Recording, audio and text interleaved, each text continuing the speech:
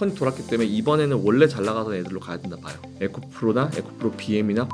근데 그 중에서도 제가 지난번에도 한번 보여드렸지만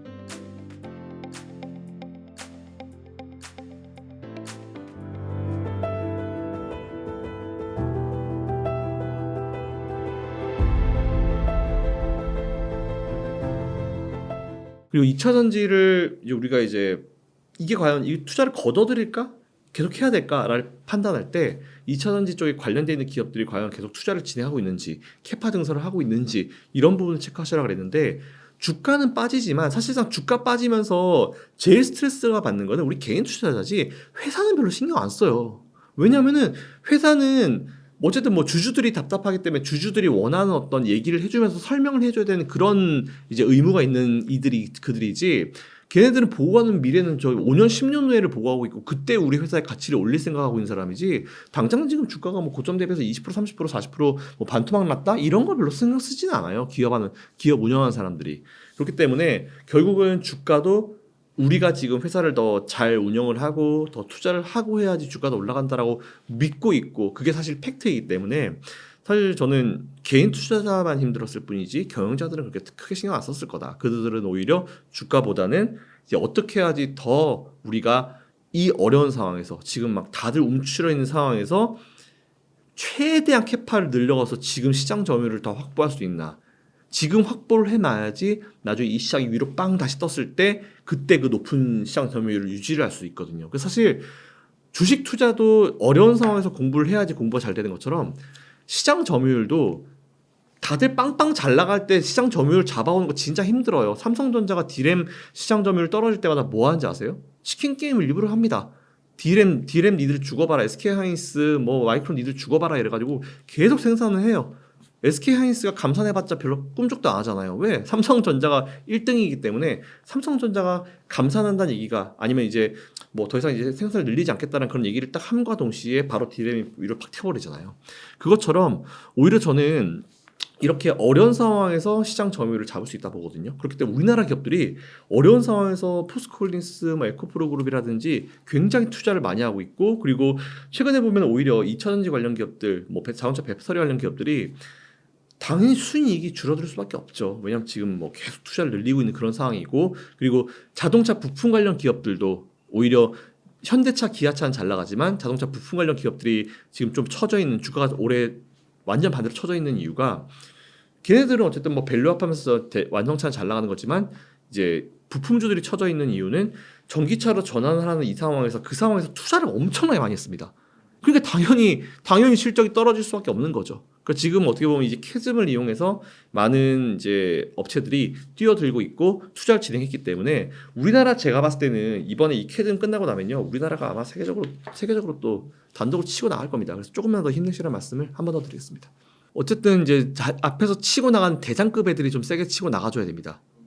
그래서 포스코홀딩스나 아니면 이제 에코프로 그룹들, 삼성 SDI 아니면 LG 에너지 솔루션 이런 기업들이 좀 치고 나가줘야지 치고 나가면서 지수를 끌어줘야지 뭔가 이게 살아났구나라는 느낌이 들지 중소형 주단으로 가는 거는 사실 두 가지 의미가 있다고 봐요. 첫 번째 의미는 이제 원래 잘 나가던 큰 종목들이 잠깐 쉬면서 그 흐름이 중소형주로 내려왔다. 그래서 이 업종 내에서 한번 크게 돌고 있구나. 지금 순환매가 만들어지고 있구나라는 긍정적인 생각을 할 수 있고 그리고 두 번째로는 오히려 이렇게 중소형주들이 좀 움직여주니까 이게 순환매에 따라 가지고 이제는 턴이 조만간 돌아올 수 있겠구나. 대형주로 돌아올 수 있겠구나. 원래 잘 나가던 대장주 쪽으로 돌아올 수 있겠구나 라고 우리가 생각할 수 있는 굉장히 좀 좋은 증거가 되기 때문에 오히려 저는 지금 이 상황이 굉장히 좀 긍정적이라고 생각합니다. 저는 요번에는 지금 이제 턴이 돌았잖아요. 턴이 돌았기 때문에 이번에는 원래 잘 나가던 애들로 가야 된다 봐요.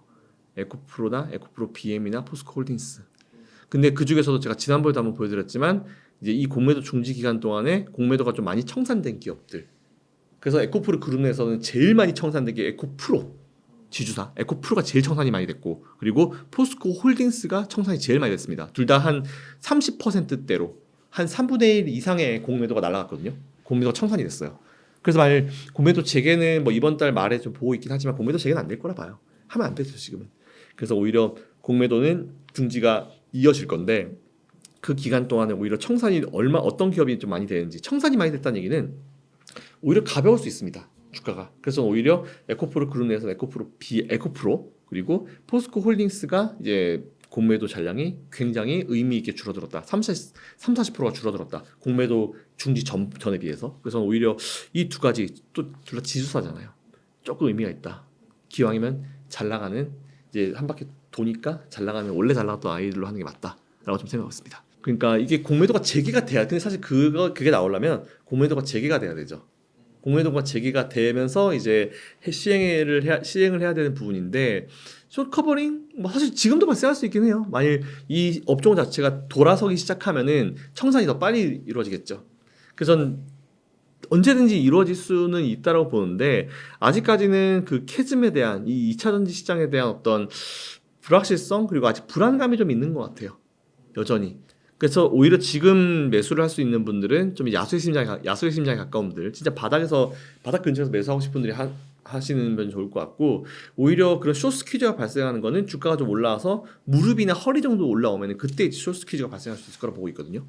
그래서 지금 조금 시간은 좀 필요하다. 하지만 언제든지 분명히 발생할 수는 있는 문제다. 사실 지금 보면은 이제 최근 그 심리가 좀 있는 것 같아요. 이제 좀 눌릴 만큼 눌렸다라는 그런 심리가 좀 있는 것 같아요. 그리고 외부 수급 자체도 괜찮아요. 지금 전반적인 수급 자체도 좀 나쁘지 않게 돌아가고 있는 상황이고, 그러니까 수급의 꼬임 현상이 좀 많이 풀린 느낌이 좀 분명히 있습니다. 2차전지를 봤을 때 최근에. 그래서 일단은 심리적으로 좀 살아나고 있다라는 그 정도로 우리가 지금 현재로서는 이제 해석을 할 수 있을 것 같고, 근데 이게 심리적으로 살아난 것이지 주가가 이제 정말 본격적으로 대놓고 이제 반등하기 시작했구나라는 그런 의미를 나타내는 건 아니기 때문에 뭐 지금 강하게 뭐 난 다 빼고 막 2차전지만 몰빵할 거야, 안 됩니다. 앞으로 시장에서는 절대 그러면 안 되고, 앞으로 시장에서는 업종 몇 개를 최소한 4-5개 업종을 같이 투자하는 이런 포트폴리오 전략을 추구하시는 게 맞다고 보고 있습니다. 일단은 2차전지 관련주들 투자하고 계신 분들께 조언을 일단 크게 두 부류로 나눠야 될 것 같아요. 첫 번째 부류는 빠졌지만 현재 여전히 수익 중인 분들, 그리고 저 위에서 사셔가지고 마이너스 굉장히 크신 분들, 두 쪽의 부류로 좀 생각을 해보면은, 일단 수익이 나 있으신 분들은 제가 만약 이 자리에서 수익 나셨으니까 지금 좀 어느 정도 매도하셔가지고 반도체 이제 매수하시죠라고 하면은 좀 고민되실 거예요. 왜냐면은 난 이것보다 훨씬 더 수익이 높았는데, 예를 들어서 나는 진짜 한 300% 났는데, 근데 고점 대비해서 반이 내려왔기 때문에 나 한 300% 났는데 지금 150%, 내가 봤던 숫자가 있는데 내가 한 200에서 250%만 돼도 그래도 쿨하게 매도할 텐데 참 어렵다, 이런 생각을 하실 거거든요. 근데 오히려 저는 이렇게 생각하시는 게 되게 좋을 것 같아요. 150% 수익이면은 3년에 150% 수익이면은 1년에 50%예요. 이거 되게 훌륭하거든요, 사실은. 워렌 버핏이 1년에 20몇 %씩 수익 내는 분이잖아요. 되게 훌륭합니다. 그래서 저는 오히려 지금 계속 그걸 못 놓고 있어가지고, 높은 비중을 못 놓고 있어서 그거 가지고 오히려 반도체 이런 것도 못 사실 바에 저는 좀 매도하셔가지고 반도체 사시는 것도 괜찮다 봐요. 네, 그렇게 해야죠. 여러 가지 업종으로 좀 나눠야 되죠. 그래서 수익 중인 분들께는 그렇게 뭐 조언을 좀 드리고 싶고, 문제는 손실 중인 분들입니다. 근데 이제 손실 중인 분 중에 비중이 적다라고 하신 분들, 비중이 적다라고 하신 분은 종목을 한 번 더 분석해 보시고, 각자 가지고 있는 그 종목을 분석해 보시고, 이거는 진짜 투자도 엄청 많이 했고 좀 뭔가 성장성도 있는 것 같고 좋은 것 같다, 잘하고 있는 것 같다 하시면 추가 매수 가능. 하지만 종목별로 절대로 비중, 저는 20%는 넘기지 마십시오. 원래 제가 진짜 괜찮은 기업은 30%까지 여력을 드리긴 하거든요. 근데 15에서 20% 비중을 전체 투자자금 대비해서 15에서 20% 넘기지 않으셨으면 좋겠고요. 비중이 적으시다라고 하면 추가 매수 가능하겠죠. 근데 비중이 크신 분들은 지금 조금 힘드시겠지만 조금은 고난의 시간이 필요할 것 같습니다. 조금 더 기다리시는 게 좋을 것 같고, 여기서 비중을 더 올려가지고 단가를 더 떨궈가지고 뭐 하십시오. 그렇게 투자하면 앞으로 다가오는 시장에서는 이 상대적 박탈감이 더 심해질 거예요. 네. 반도체가 잘 갈 거거든요. 물론 2차 전지도 잘 갈 것이고, 그리고 자동차도 잘 갈 것이고, 그리고 디스플레이도 잘 갈 것이고, 그렇기 때문에 우리 지금은 조금 마음을 내려놓으시고 여러 가지 포트폴리오, 여러 가지 업종으로 이제 투자하시는 게 지금부터는 앞으로 시장은 굉장히 좋을 것이다라는 말씀드리겠습니다. 지금은 사실 삼성 SDI가 최근에 주가가 튀었던 거는 뭐 46파이도 있긴 있지만, 최근에는 전고체 인터배터리 하면서 전고체에 대한 기대감들이 한번 뜨긴 떴었거든요. 근데 이 전고체에 대한 얘기는 이게 되게 몇십 년도부터 나오던 얘기예요. 당장 이제 개발이 될 것처럼 얘기를 했었던 거기 때문에, 저도 사실은 이제 이번 인터배터리를 갔을 때 전고체만 보고 이제 갔었던 분들, 진짜 삼성의 스케줄대로 될 것 같아라고 해서 매수를 미리 들어가신 분들은 조금 이제 이 기간에 대해서 좀 더 넓게 생각하시는 게 좋을 것 같습니다. 그래서 일단 저는 전고체가 이제 나오고 나서 투자해도 굳이 발바닥에서 사지 않고 허리쯤에서 사서 그냥 어깨쯤에 팔아도 사실 전 좋다라고 보고 있기 때문에 일단 삼성 SDI가 최근에 핫했던 거는 그 전고체 그리고 뭐 46파이도 있었지만 46파이 같은 경우는 뭐 일반적으로죠. 뭐 테슬라가 제일 많이 이용했고 그리고 테슬라가 제일 원했던 4680 배터리 이런 것도 있고 그리고 최근에 금양이 또 새로운 형태의 또 배터리를 또 만들었기 때문에 근데 또 이게 배터리가 그렇게 바뀌고 크기가 바뀌게 되면은 그 전체적인 패키지를 다 바꿔줘야 돼요. 싹 다. 근데 이제 제일 큰 이 고객이 아무래도 테슬라인데 그걸 또 테슬라에서도 어떻게 받아들일지 뭐 무게라든지 가격이라든지 이런 부분도 또 앞으로 좀 문제가 될 수 있기 때문에 일단 지금 같은 경우는 오히려 테슬라가 이제 좀 다 내려놓고 그리고 자동차 한 대 판매에 대한 어떤 마진율도 자기들이 포기하면서 시장 점유율을 잡으려 굉장히 노력을 많이 하고 있는 상황이거든요. 그렇기 때문에 일단 지금 시장 점유율을 싸우면서 당장 그런 배터리를 만든다 하더라도 이 배터리가 그대로 이제 실적으로 파파파파 기인하는 시점까지는 조금 기간이 좀 남았다 생각합니다.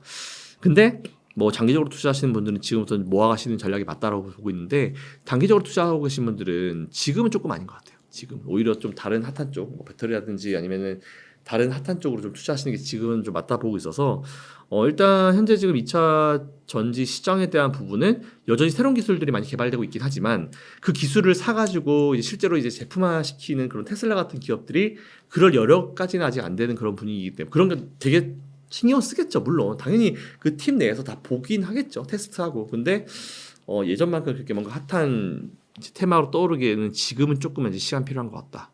네, 이 정도 멘트 드리겠습니다. 중국은 똑같아요. 거기는 지금 중국 정부에서 보조금 끊잖아요.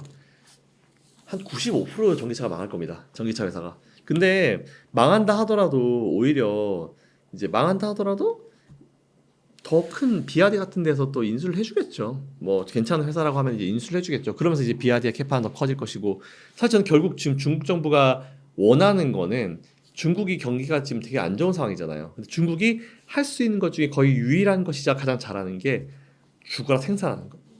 생산을 엄청나게 잘하거든요. 그러니까 전 세계에서 뭐 기술력이나 이런 거는 모르겠지만 뭐 예전보다 많이 올라오긴 했지만 생산을 지금 엄청 찍어내가지고 그거를 해외로 밀어내기 하고 있습니다. 밀어내기 수출. 그러다 보니까 오히려 우리나라도 테무 같은 그런 서비스를 홍보를 엄청 하고 있죠. 그러다 보니까 갑자기 네이버 같은 이런 포털 사이트에 광고비가 올라가기 시작했어요. 그래서 실적이 좀 긍정적인 영향을 또 받고 있거든요. 게다가 이 많이 만든 제품을 해외로 막 억지로 밀어내기 수출을 하다 보니까 해상 운임 쪽도 많이 올라오고 있잖아요, 최근에. 그래서 해상과 운송 관련 기업들이 또 실적에 대한 기대감을 또 가지게 되는 그런 상황이 또 오고 있어요.